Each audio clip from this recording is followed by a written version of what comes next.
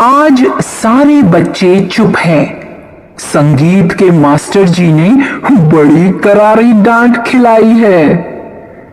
भूगोल के अध्यापक वेणुगोपाल जी के आते ही कुछ हलचल शुरू हो गई, पर कुछ ही क्षणों में फिर चुप्पी छा गई। धीरे धीरे लड़कों की फुसफुसाहट शुरू हो गई। क्यों रे, कॉपी तो लाया है ना? अरे बाप रे बाप, मैं तो भूल ही गया। वेणुगोपाल जी ने घूर कर देखा तो दोनों लड़के चुप्पी साध गए। अरे गणेश, तेरी गाय ने जो बछड़ा दिया है वह कैसा है? विशु ने फुसफुसाते हुए पूछा।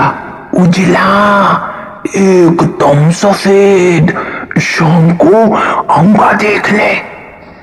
पर शाम को तो नदी किनारे कंचे खेलने जाना है ना। इतने में वेणुगोपाल जी ने फिर घूरकर चुप रहने का संकेत दिया।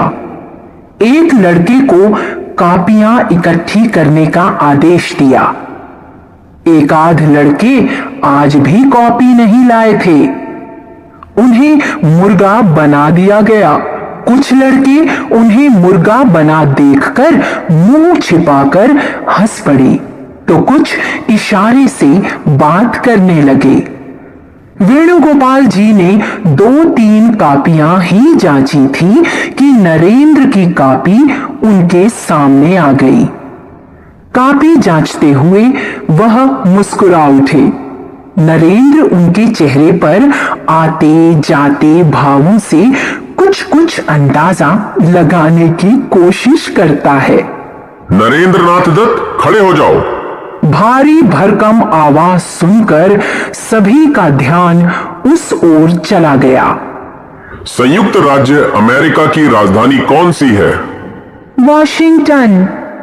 बिल्कुल गलत। यदि तुम्हें नहीं आता था तो पिताजी से पूछ लेते, पुस्तक में देखते, जो मन में आया लिख दिया। अध्यापक गुस्से में बोल उठे। पर मुझे उत्तर पता है, तो फिर किसी से क्यों पूछता? नरेंद्र ने आराम से उत्तर दिया। वेणुगोपाल जी उग्र स्वभाव वाले अध्यापक हैं। पलटकर कोई जवाब दे, यह उनके लिए असहनीय है। एकदम चीखकर बोले, अमेरिका की राजधानी न्यूयॉर्क है, समझे? एक तो गलत जवाब लिखते हो, ऊपर से बहस। नरेंद्र को पूरा विश्वास है कि उसने गलत नहीं लिखा, फिर भला वह चुप क्यों रहे? नहीं गुरुजी, यह गलत है। न्यूयॉर्क नहीं, वॉशिंगटन ही संयुक्त राज्य अमेरिका की राजधानी है। इस बार वेणुगोपाल जी आग बबूला हो उठे। एक तो गलती, ऊपर से सीना जोरी। अध्यापक के सामने जबान चलाते हो, तुम्हारी इतनी हिम्मत? कक्षा के लड़के सख्ती में आ गए। लगा अब नरेंद्र नाथ की खैर नहीं, अब चाटा पड़ा कि तब। नरेंद्र बिना डरे बोला, यदि मैं आपकी बात मान भी लूं तो भी अमेरिका की राजधानी तो वही रहेगी, बदल तो नहीं जाएगी ना। अब तो सहन करना मुश्किल हो उठा। वेणुगोपाल जी ने मेज पर पड़ी अपनी छड़ी उठाई और कहा, हाथ आगे बढ़ाओ।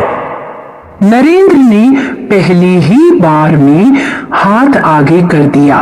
सर सर सर 4-5 बेंत जोर जोर से नन्ही हथेली पर पड़े। अब बताओ, संयुक्त राज्य अमेरिका की राजधानी कौन सी है? अभी भी वॉशिंगटन ही है। नरेंद्र ने अपनी कलाई पर काबू पाते हुए कहा। वेणुगोपाल जी चौंक उठे। आज तक ऐसा कभी नहीं हुआ। इतने वर्षों में न जाने कितने शरारती और बदतमीज लड़कों की अकल ठिकाने लगाई है। आज कुछ गड़बड़ लग रही है। क्या वे सचमुच गलत है? सत्य मनुष्य को ताकत देता है।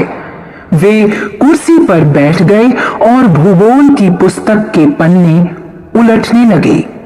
उन्हें अपने प्रश्न का जवाब मिल गया। भूल उन्हीं की थी। उन्होंने नजर उठाकर नरेंद्र को देखा और मुस्कुरा उठे। नरेंद्र, मुझे खुशी है कि तुम सत्य पर टिके रहे। तुम्हारी इसी दृढ़ता के कारण मेरी भूल में सुधार हुआ। यही सत्य तुम्हारी सबसे बड़ी शक्ति बनेगा।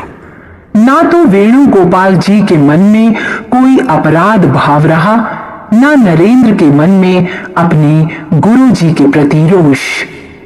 यही बालक बड़ा होकर स्वामी विवेकानंद के नाम से प्रसिद्ध हुआ। सत्य पर अटल विश्वास और तर्क शक्ति के बल पर ही संसार में नाम कमाया।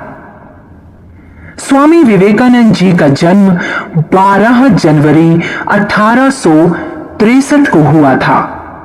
अपने गुरु श्री रामकृष्ण परमहंस से प्रेरित होकर उन्होंने वेदों का प्रचार किया।